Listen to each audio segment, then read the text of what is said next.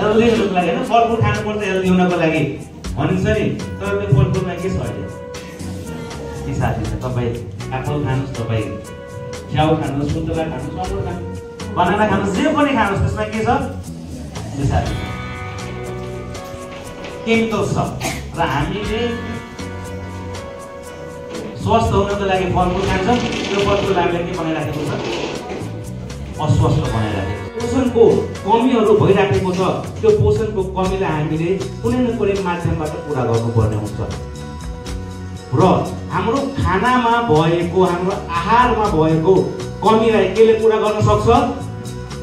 आहार पूरकले हैन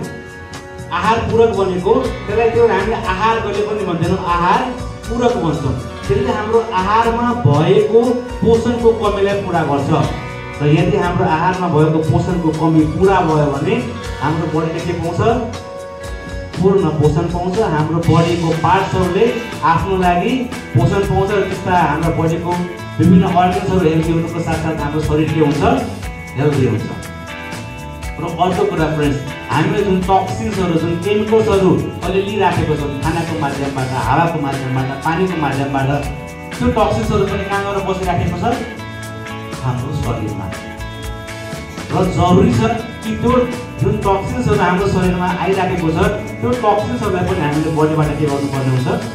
बाहिर निकाल्नुपर्ने हुन्छ अनि टक्सिन्सहरूलाई निकाल्नु भने पनि विभिन्न किसिमको समस्या हाम्रो शरीरमा हुँदै जान्छ त्यो टक्सिन्सहरूलाई बाहिर निकाल्नको लागि हामीले चाहिन्छ डिटक्सिफिकेसनका प्रोडक्ट्सहरू जसले हाम्रो बडीबाट टक्सिन्सहरूलाई के गर्छ